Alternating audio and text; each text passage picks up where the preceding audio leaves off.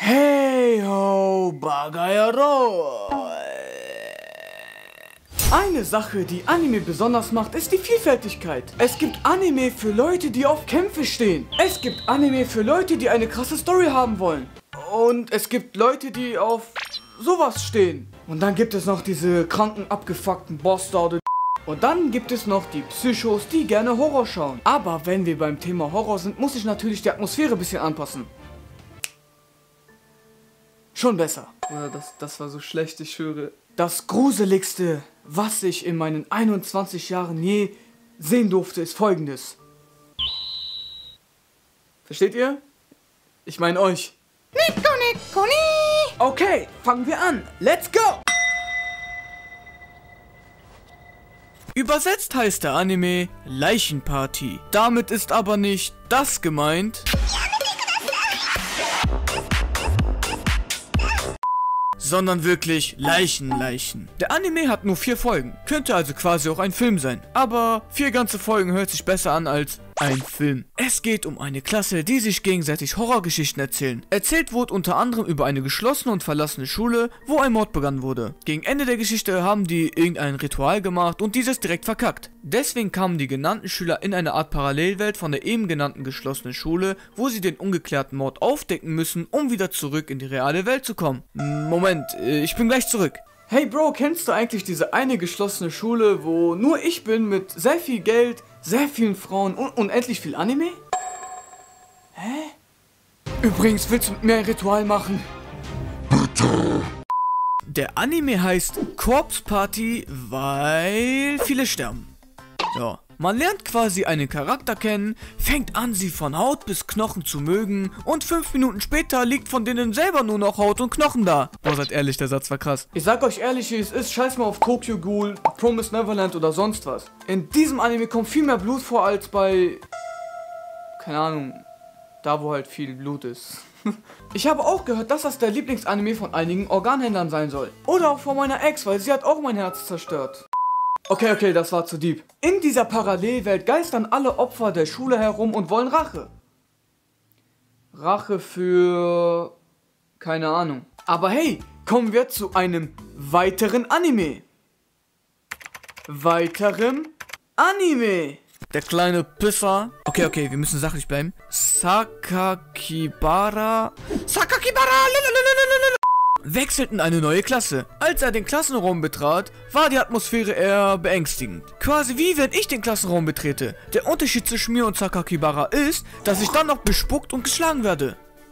Warte, was? Auf jeden Fall soll in der Klasse vor 26 Jahren mal ein Junge gestorben sein, welcher sehr beliebt in der Klasse gewesen sein soll. Weil die Schüler den Tod ihres geliebten Mitschülers nicht akzeptieren wollten, taten sie so, als würde er noch unter ihnen leben. Seitdem sterben ständig Mitschüler aus der Klasse, weil ein Fluch auf der Klasse liegt. Ist vielleicht nicht die beste und originellste Story, aber hey, Horror und so. Auf jeden Fall sieht unser Bruder zufällig dann diese Perle, die er geil findet, aber sie hat eine Augenklappe und eine Puppe in der Hand. Die Mitschüler ignorieren sie komplett und tun so, als würde sie gar nicht existieren. Aber warte mal. Fragt ihr euch, warum sie eine Augenklappe hat? Ich kann es euch sagen. Seit ihrem ersten Auftritt in diesem Anime sterben nach und nach die ganzen Schüler. Kann es sein, dass da wohl jemand zu viel Auge gemacht hat? Oder ist sie vielleicht eine Uchiha? Naja, so weit hergeholt ist das, um ehrlich zu sein, gar nicht. Denn unser Bruder Sakakibara hat den gleichen Synchronsprecher wie Naruto aus Naruto Shippuden. Also im Deutschen, versteht sich, denke ich mal. Der Anime hat übrigens 12 Folgen, also kann man ihn eigentlich recht easy in einer Nacht durchschauen.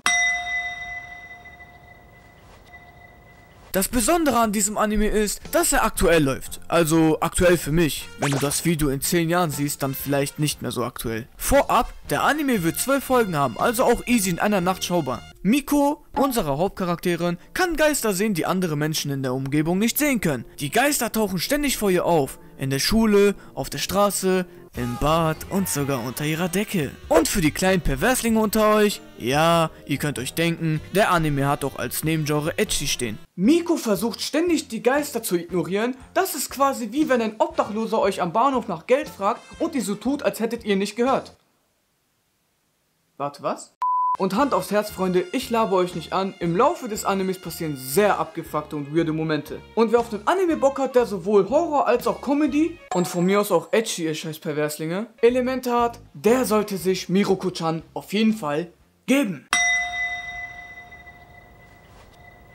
Auch hier scheint der Hauptcharakter wieder neu irgendwo eingezogen zu sein. Scheint wohl so ein Horror-Klischee zu sein, I guess. Aber anders als bei anderen Horror-Anime findet er diesmal recht schnell neue Freunde auf der Schule, die ihm helfen wollen, sich schnell einzuleben. Da der Anime im Jahre 1983 spielt, gibt es kein Discord, wo die Freunde miteinander chillen können. Apropos Discord!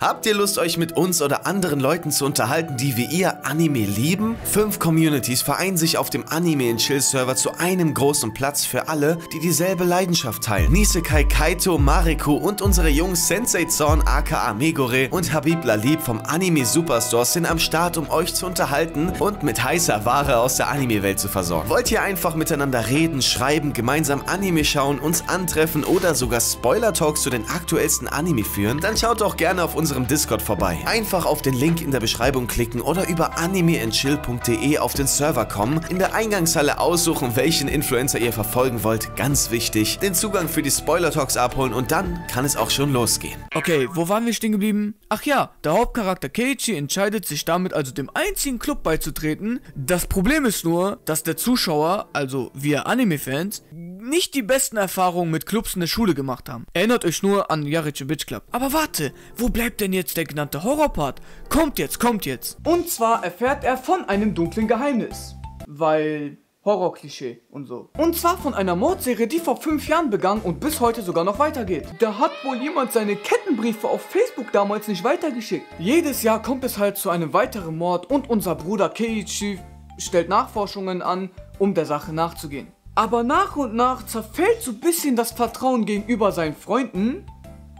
Aber mehr möchte ich euch nicht spoilern. Außer vielleicht, dass der Anime 15 Folgen hat und vor kurzem sogar ein Remake bekommen hat. Ich glaube, das ist so der gruseligste und creepigste Horror-Anime in dieser Liste. Und nein, ich meine das nicht, weil die Animation bzw. der Zeichenstil wirklich der reinste Horror ist. Ich meine, schaut es euch an. Das sieht aus, als hätte man das mit PowerPoint gemacht. Aber irgendwie so eine PowerPoint-Testversion. So PowerPoint nach der Corona-Impfung mäßig. Auf jeden Fall geht es in dem Anime um verschiedene kurze Gruselgeschichten, die sich alle nach wahrer Sagen und Legenden japanischer Herkunft widmen. Okay, dieser Satz hat sich voll schlau angehört. Kami-Shibaya, also ein alter Mann mit einer komischen gelben Maske, erscheint einmal die Woche abends auf einem Kinderspielplatz, um den spielenden Kindern seine Geschichten zu erzählen. Ich könnte jetzt in einen pädophilen Witz raushauen, aber lassen wir es einfach. Aber ihr kennt es aus der Schule. Wenn vorne nur erzählt wird, dann bockt der Unterricht nicht. Man will etwas sehen. Und nein, der alte Mann holt jetzt keinen 40 Jahre alten Overhead-Projektor raus, sondern er erzählt seine Geschichten und macht gleichzeitig ein Kami-Shibai, also ein Papiertheater, dazu. Jede Woche erzählt unser Bre Kami-Shibaya den Kindern irgendwelche krassen, abgefuckten Gruselgeschichten. Der Anime hat nur 13 Folgen. In je 9 Staffeln. Kann man sich also mal eben geben. Gönnt euch. Nein, aber wirklich, der Anime ist trotz komischer Animation echt gut. Und um ehrlich zu sein, passt dieser Animationsstil auch voll zum Anime. Das war's, liebe Freunde, von diesem Horrorvideo. Ich hoffe, ihr könnt mit dem ein oder anderen Anime was anfangen. Ich persönlich werde sie mir auf jeden Fall nochmal während der Halloween-Zeit geben. Wenn ihr weitere coole Horror-Anime kennt, schreibt sie gerne unten in die Kommentare. Lasst einen Daumen nach oben da, lasst einen Kommentar da und ganz wichtig, lasst ein Abonnent da. Lasst ein Abo da. Wir sehen uns beim nächsten Mal, liebe Freunde, und ciao!